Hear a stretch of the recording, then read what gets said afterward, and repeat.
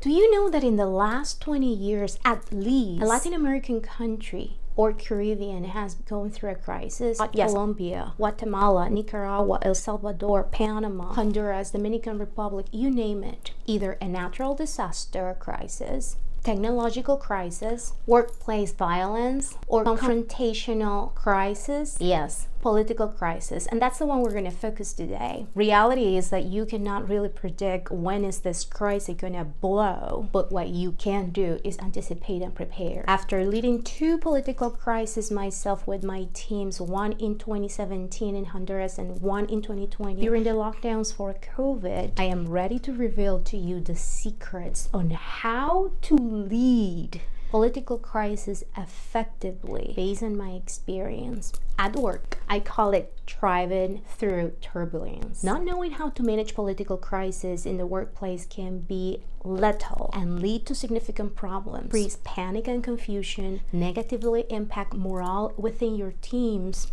reputational damage, financial losses, legal or regulatory issues. Ineffective decision making is going to impact your client, your people, your organization. More than your political view itself, your opinion, or how do you personally feel about a situation, is the responsibility you have with your people and their safety, their mental, physical, and emotional peace during those transitions. So my expectation will be that you step up as a leader during those difficult times. Are you ready? Number 1, stay informed, but legit information. I'm not talking about fake news, rumors. When there is a political crisis, things can escalate very quickly and very easy in a blink of an eye. So one of the biggest things is that you stay well informed. I'm not saying that you're going to stay hooked in social media all the time, because that creates other kind of issues, anxiety, frustration. But what I'm telling you is to find a specific legit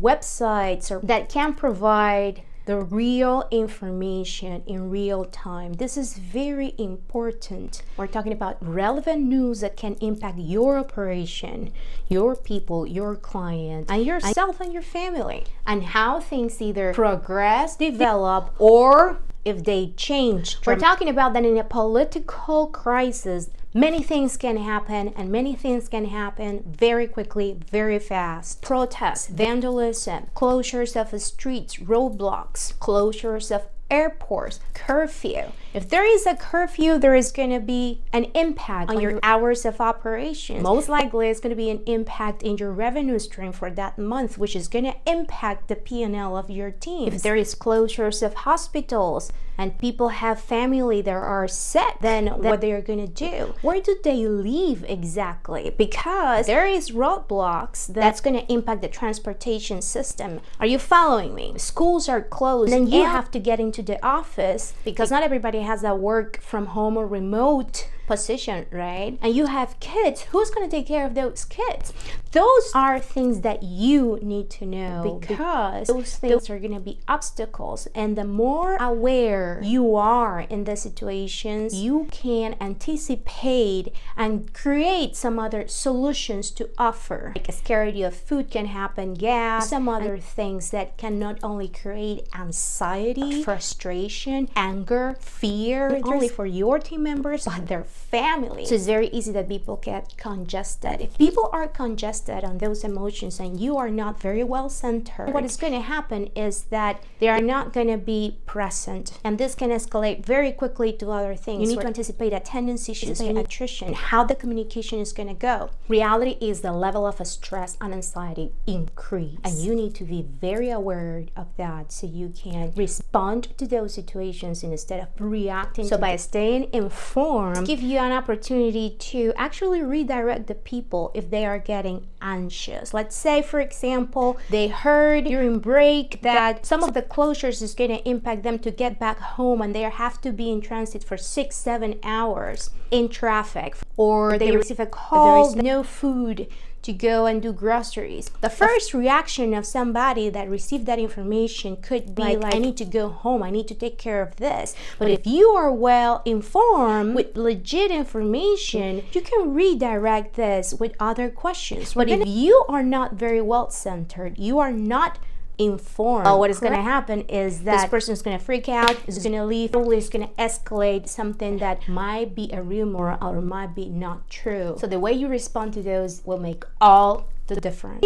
Number 2, create a clear communication strategy. We're talking about in political crisis, if there is no direction, no strategy, no plan, it's going to be chaos for your company, for your people, for yourself and your clients, and we don't want that. Every company should have a contingency plan already established with the specific strategies to follow, with roles and responsibilities. So it's very important for you that you understand with your company and what is that crisis management contingency plan for your project or your projects or your country or your countries. But if you don't have it, a 360 communication metrics updated, I call it a call tree, meaning all the numbers, information, WhatsApp, email, address, relevant information for your teams, 360 clients, people within the organization, you have it updated and real time. This is critical, especially because things can change and will change very quickly, and depends on how the communication flows and who does what, which is you need to be very clear on what is your role on this, who said what to who and when.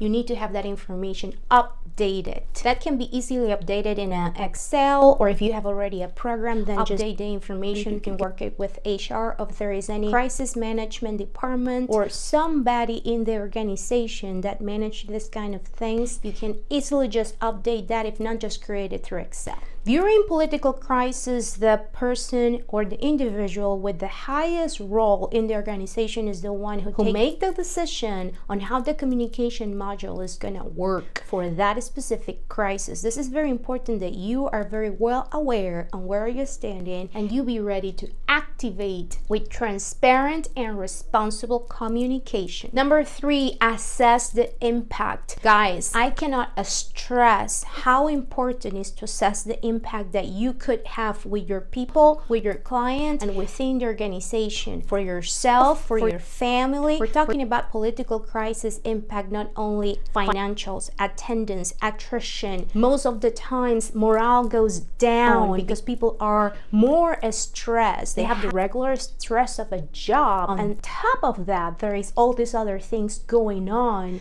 that add up to that anxiety. It's extremely critical that you determine if you have client visits coming up during that week. If there is clients on site, what is going to be the exit process? If there is recruiting initiative, all those things are going to be impacted, either you like it or not. Transportation can be a problem, and that is going to impact attendance. Attendance is going to impact service levels. We're talking about the amount of hours. People are going to be freaked out too if they are going to be stuck in traffic, and there is going to be a lot of uncertainty, and that can activate a survival mode in a person, meaning that they are going to be very defensive. They're going to be thinking about payroll hours, deduction of hours, and that can impact attrition. If you see this is a spiral, measuring and evaluating the possible impacts in those 3 core competencies is going to allow you and your team to create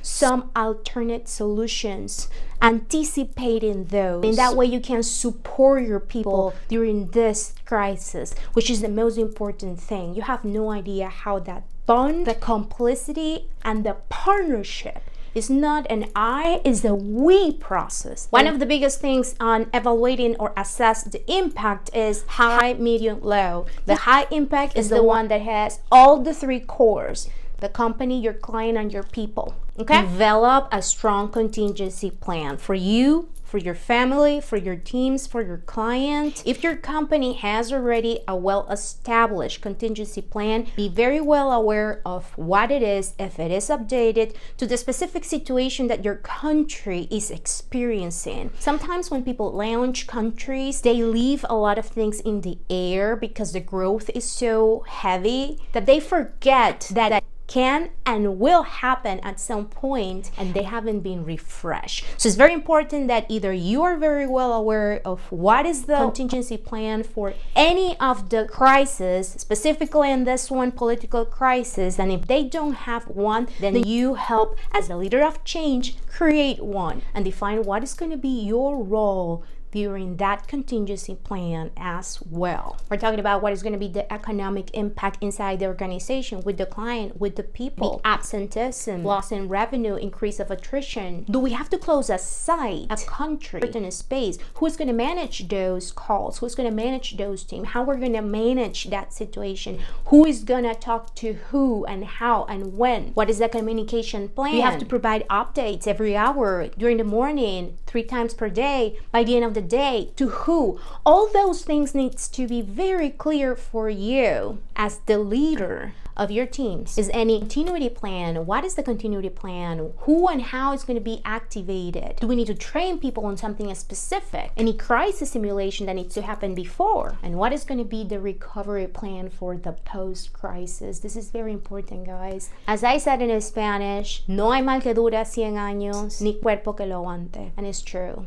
Everything will pass at some point, but the consequences and the impact are going to be there, and you need to be prepared on what is going to be the recovery plan for your people, for your team, for your organization, for your clients. This should be dynamic, adaptable. Remember, things are going to change and can change very quickly, and you need to be able to adapt those things very quickly. That's why it is very important to have established communication, a strategy, but most important, all the information that you need to be in touch with your people and take care of their safety. What are the roles? Who is who? Who does what? When? How? Establish clear responsibilities during that contingency plan. What is the messaging that is going to go with the client, with the people within the organization? So if you have questions while you are going through those, they'll make sure you clarify those questions, or any specific situation, circumstance that might not be discussed, and then because now you understand the severity of this and the impact that needs to be reviewed, that needs to be considered. Say it. Number 5, transparent, responsible communication. Guys, I cannot urgent more the importance of being present, conscious, visible, available. When this kind of crisis happened, emotions can be very mixed. We're talking about being in uncertainty can create a lot of confusion, can detonate a lot of questions internally. People start thinking the worst case scenario, and if they don't know what is the company plan, what are the resources, what questions do they have? And this applies also for the client. People don't want bullshit. People don't want this whole rainbows and butterflies dancing. They want the real deal. They want to know what is going on, what is going to be the impact for them. Is a high level of responsibility that is put on you on how you're going to deliver those messages in a way that is respectful, maintaining the perspective and the focus. Because at the end of the day, there is always something good in the middle of chaos, but reality is that when people are suggested for external things that they cannot control, if they not focus their energy on the things that they can actually control, creating some other possibilities, then they're going to be stuck. They're not going to produce. The level of stress is going to increase. They're not going to be able to sleep. They probably are going to be very defensive. It's going to So think on the today. Focus on positive things. Usually a lot of negative vibration and energy around in the news, in the newspaper, in the social media. People are constantly thinking, well, what is gonna be next? Information might be bombarded. So it's very important that you take breaks for your own mental health, because if you are not good, yes, you cannot give to others what you don't have. And create also fun stuff to do at work during those crises. That is what brings morale up. That is what creates community. That is what creates a strong bonds. People ask me all the time, how do you fix attrition, Christie? I listen to the people. That doesn't mean that we're going to do all the stuff that they want, but it means that if you have your ears open, you can see the things instead of ignoring them. And that's when the change starts. So you need to be grounded, centered, prioritize and focus what needs to be done. Give the direction. During crisis, it's very common. People are all over the place. You need to give the direction. You need to organize the things. You need to lead your team. Mental health is not about saying it. It's about being there for your team, with your team during crisis. Being prepared and developing these skills is definitely going to help you to respond differently and create that collaborative environment that people want, that people need. Your people need you on those days more than ever. That definitely is gonna decrease the negative impact that things are gonna have. Remember, politics impact directly your economy. If you work for a private institution, which most of the contact centers and BPOs in our industry does, that is going to impact directly the P&L and the return of investment of that particular piece. It's not going to be easy, but if you are not well centered, things are going to be chaotic. Managing political crisis requires a high level of conscious leadership. It's a complex task between effective, concise communication, emotional intelligence and resilience, very strategic, adaptable and ethical, and most important, be there for your people. Remember to like this video if you like it. Leave me your comments on what are the things that you are going to add to this list, and if you are ready to unlock the secrets to accelerate your career this coming year and take it to the next level, have that promotion, that salary increase, then do not wait the opportunity to knock the door. The link below in my description is to join my waiting list for my next leadership event. It's powerful, innovative, full of dynamics, frameworks, strategies and hacks specifically tailored for our industry that is going to get you from one level to the next. See you next class.